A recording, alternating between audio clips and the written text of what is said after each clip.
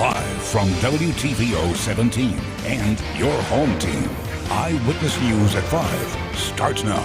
Some coronavirus mitigation measures are relaxed in Region 1 of Illinois. Local restaurant owners prepare to welcome customers indoors for the first time in months. A Rockford woman isn't around to celebrate a landmark birthday. Her family hopes the day inspires someone to step forward to help find the person who killed her and her kids. And a State Line small business owner zeroes in on making people smile, how you can help brighten local nursing home residents' days. Good evening, I'm Mimi Murphy. And I'm Eric Wilson. Illinois' Health Department confirms Region 1 has met requirements to move to Tier 1 of COVID-19 mitigations. This part of the state's Restore Illinois plan allows indoor dining at limited capacity. Dylan Saraki joins us live from downtown Rockford. And Dylan, what are you hearing from restaurant owners? Eric, Mimi, I'm here in downtown Rockford, where all of these restaurants that line State Street have basically been closed for months. But today, they're allowed once again to finally seat customers indoors. Back on October 3rd, the governor's office shut down indoor dining over a rise in COVID cases. This was after being closed for months during the stay-at-home order that started the pandemic last March. But today, our metrics are down enough to open it back up for up to 25 people or 25% capacity. Paul Sletton had to close not just one restaurant, but two. The owner of a Brio and Social here downtown tells me he's ready to reopen. It's limited capacity still, so it's still going to be thinned out in here. But in addition to the to-go and things that we're doing, it's just going to be really great to get closer to running a restaurant that is full of hospitality and conversation and just good times. There are still some rules when it comes to indoor dining. For example, there should still be no bar stools at the bars, and tables should still be 6 feet apart. And coming up at 6, hear from another downtown restaurant owner on how he's safely planning to reopen. Now reporting live in Rockford for your home team, I'm Dylan Saraki. Nice to get a little good news there. All right, thanks, Dylan. Thank you, Dylan. The mitigation changes come after fewer than 3,500 new COVID cases are confirmed statewide over the last 24 hours. 50 people were added to the death toll. That now stands at more than 18,200. About 3,300 COVID patients were in hospitals overnight. The most recent 7-day statewide test positivity rate is 5.9%. Illinois is 1 week away from beginning the next phase of COVID vaccinations. Governor J.B. Pritzker's office has made changes to the plan, changing who will be included in the upcoming round of shots. Inmates have been moved up in line ahead of adults with high-risk health conditions such as cancer and kidney failure, as well as some frontline workers in restaurants, factories, and other industries with face-to-face interactions. Coming up at 6, we'll hear why the change was made. A Beloit man is recovering after being shot overnight. This happened around 9:30 on 8th Street near Euclid Avenue. Officers did not find any victims when they got to the scene, but about an hour later, a 34-year-old man was found at a house on Brook Street. He was treated for a gunshot wound and is expected to be okay. Police did not say if any arrests have been made. Investigators are still looking into what led up to that shooting. Family and friends remember a local woman killed nearly 10 years ago. Natasha Cleary would have turned 40 years old today. Back in 2011, Cleary and her sons were shot to death in their home on Canterbury Lane. The house was then set on fire. A day later, investigators discovered a blurry image of a masked man attempting to withdraw money from an ATM using Cleary's debit card. Rockford police say the case is still open and they're hoping someone will step forward with information. A local business is asking residents to adopt a grandparent. It's a program to help bring joy to senior citizens. Alexis Carpello spoke with the business owner behind the idea. She says it's all about sending a smile. A small business in Beloit wants to spread the love this Valentine's Day, so they've turned to those in nursing and assisted living homes who may be feeling the most lonely. Right now it kind of hits home right now for COVID. And I know a lot of facilities are not accepting visitors, which means that they're not able to see their families. They stopped seeing their families from like March and April. Davinti Pulliam manages Glitz and Go. She launched Send a Smile, Adopt a Grandparent, where anyone can purchase a balloon bouquet for $10. The goal is to remind those who feel alone that they're not. It's like, hey, we're thinking about you, your community's thinking about you. At least they know, like, wow, yeah, we're in here and we're in for the long haul without our family, but somebody's thinking of us. Holly Keller adopted 3 grandparents. At the end of the day, we're supporting local and we're supporting the family members in these assisted livings or the nursing homes that don't get to have their family with them. There you go. We are accepting them. I talked to my boss all the way up until Valentine's. Until everyone wants to keep continuing donating, we will keep accepting them. So far, 700 grandparents from 19 different facilities have been adopted. I never thought this was going to be like this whole 650 residents. I thought I was only going to get 20. And it hasn't stopped. Lately, the phone has been ringing off the hook. Every time I answer the phone call and someone wants to adopt, I get so happy. I'm like, oh, thank you. And they're like, thank you. I'm like, no, thank you. Reporting in Beloit for your home team, I'm Alexis Carpello.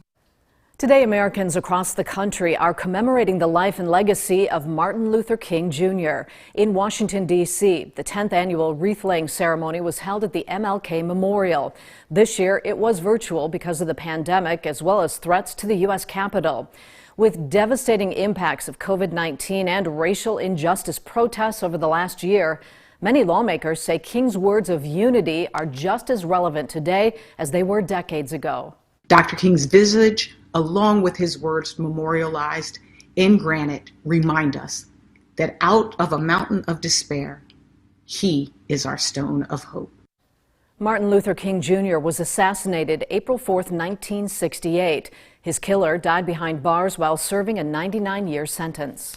Dr. King's dream for racial equity still coming to fruition here in the state line. United Way of Rock River Valley is challenging the community to take part in addressing systemic racism. The program is part of the organization's Illinois Equity Challenge. During that time, residents are tasked with starting conversations to gain a deeper understanding about inequity in our state and local communities. Some of the issues that persist in this community is that the conversations are being had by the same people.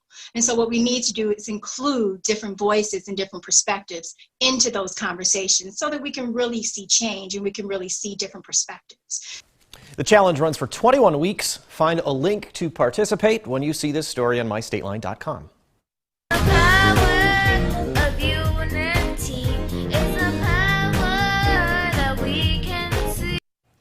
The MLK Day celebration continued online at the Yes Club. Participants filmed this music video called The Power of Unity. The song premiered during the club's MLK Day celebration this afternoon. Lyrics focus on addressing the current divide and social injustice across the nation. You can watch that full music video through the My State Line mobile app. A local church opens its doors to people in need of a place to stay this winter season. The Rockford Overnight Cafe at Second First Church will officially open starting tonight at 8. The program provides homeless and mentally ill individuals a warm place to sleep. Organizers say the Rockford community has ramped up efforts to keep this population safe amid the pandemic. But there are still a few people who don't qualify for other overnight assistance programs. There are still some folks who are, either mentally ill or they're on the sex offenders list or there's just something going on and they are not able to take advantage of any of those programs, and we want to keep them safe. We don't want them to get injured in the cold. Partial funding for the Overnight Cafe comes from a community foundation grant, but Second First Church is seeking additional donations to keep the shelter open through March 1st. With Inauguration Day just days away, National Guard troops are still flowing into the nation's capital to ensure a peaceful transfer of power.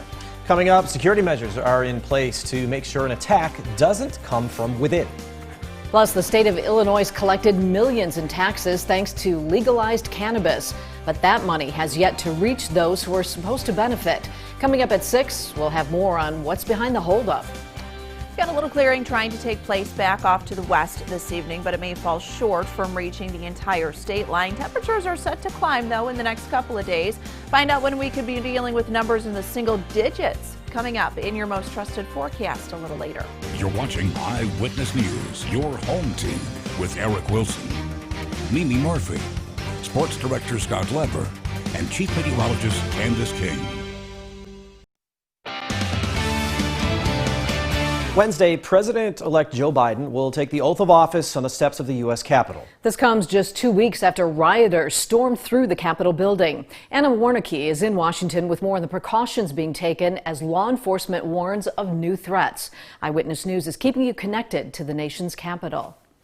Security is ramping up in Washington. Roads are blocked, businesses boarded up, and the National Mall shut down. We're prepared to do what we need to do. First Lieutenant Richard Eidler says 25,000 National Guard troops will be in place on Inauguration Day to help with growing concerns of more violence and armed protests. We'll need to take those credible threats seriously. We have actionable intel, as always, and the National Guard is reviewing that. Army Secretary Ryan McCarthy says they're also looking at any threats from the inside. He says the FBI is vetting every soldier coming to Washington. We're continually going through the process and taking second, third looks at every one of the individuals assigned to this operation. But despite the increased threats, Biden's team says the ceremony will go forward as planned on Wednesday. I am very much looking forward to be sworn in as the next vice president. Our plan and our expectation is that President-elect Biden will put his hand on the Bible with his family outside on the west side of the Capitol. Incoming White House Communications Director Kate Bedingfield told ABC's This Week that starting Monday,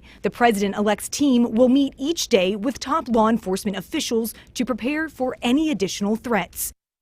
That was Anna Warnicki reporting. The inauguration ceremony is expected to start around 10:30 Wednesday morning. You can watch it all right here on WTVO.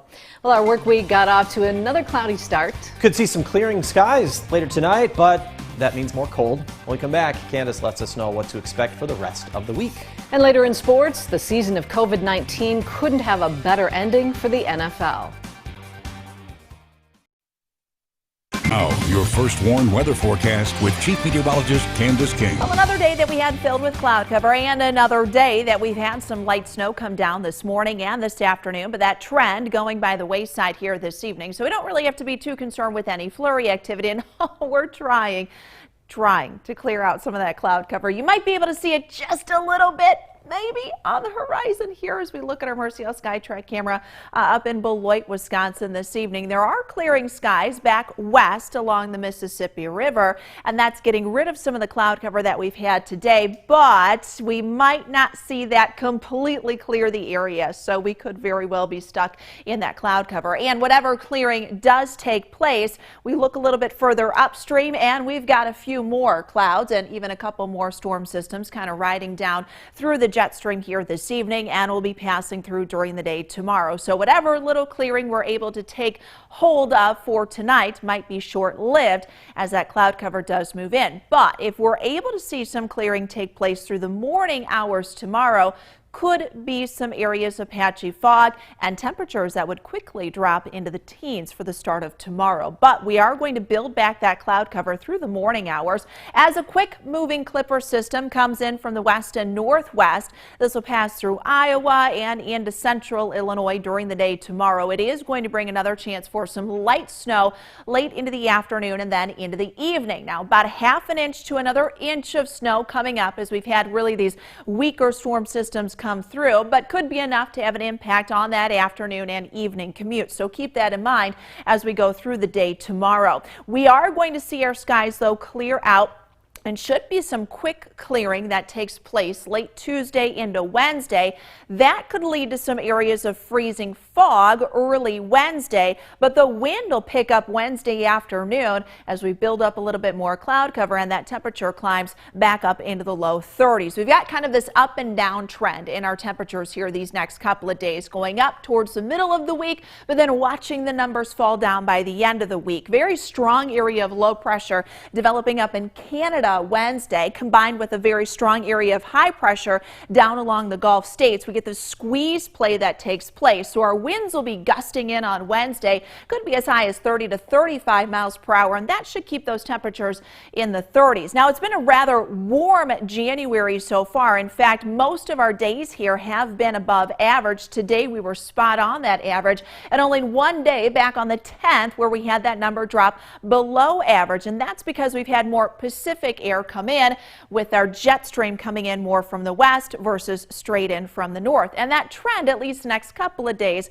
will stay with us. 27 in Rockford, 25 in Freeport, Belvedere, 26 in Rochelle. That's the same temperature our weather watcher Bob's checking in with this evening. Here in Rockford, had a 1/10 of an inch of snow. We welcome Ben, our new weather watcher from South Beloit. He's checking in this evening. Cloudy sky and a current temperature of 26, 25 right now. Mike, just north of Forston, checking in and has a cloud-filled sky all day today. As I mentioned, we might see some clearing try to take place this evening. Temperatures, if we get that down to 16 degrees, if not, we might be stuck close to that 20-degree mark. It is going to feel cooler, though, tomorrow because that wind will still be gusting in from the west. 25 for tomorrow afternoon with some of those snow showers. Now, guys, we're going to feel the chill coming up by the end of the week. We've got 31 on Wednesday, 34 on Thursday, low 20s for Friday, but look at where we end up Friday night. So our overnight lows are going to be that big difference where we're back into the teens and could even be the single digits.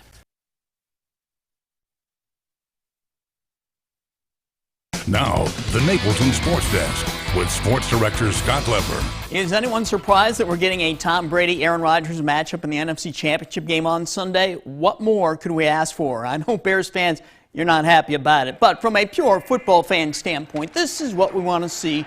Two all-time greats going at it with everything on the line. Brady's already the GOAT in most people's minds. If he outduels Rodgers and then beats Patrick Mahomes or Josh Allen in the Super Bowl, we'd need another category for Brady that's higher than GOAT, maybe Mega GOAT or Super GOAT or the GOAT times infinity. Now, if Rodgers outduels Brady and he goes on to win another Super Bowl, he'd still trail Brady by 4 Super Bowl championships. But a second Super Bowl would elevate Rodgers as one of the all-time greats at quarterback for many people. I know Packer fans already put Rodgers in that category, so do I. All I can say is I can hardly wait for Sunday. As for Drew Brees, he's probably played his last NFL game. He's not the GOAT, but he's a Hall of Famer and one of my all-time favorites. He got the most out of his ability and always conducted himself professionally. And you have to love scenes like this one yesterday after the game when he tossed the football on the field with his sons and lifted his daughter up on the goalpost. Well, tonight, the Bucs will be taking on the Brooklyn Nets. It is the first time the Bucs will have faced the Nets since they added James Harden. The Nets have now supplanted the Bucs, the Heat, and everybody else in the East as the favorites. And I'm wondering if the Nets are too much for the Bucs to overcome, not just this year, but the next few years. Will Giannis Antetokounmpo become frustrated and regret recently signing that 5-year contract extension with Milwaukee? My guess is he will, and we will see him pull a James Harden scenario where he eventually requests a trade so he can team up with some more superstars somewhere else. Yeah, Bucs fans, that blockbuster James Harden trade could be a killer in more ways than one. That's my take. We'll be right back. Our first Sworn Interactive Radar brought to us by Rockford Auto Glass and more. We've got the cloud cover that is with us here this evening. We'll see those clouds come back in tomorrow. Some light snow showers for the afternoon tomorrow. Gets a little windy Wednesday, Thursday, and then we'll really see the temperatures drop at the end of the week. That 9 sticks out. Sure does. Thanks, Candice. Stay safe.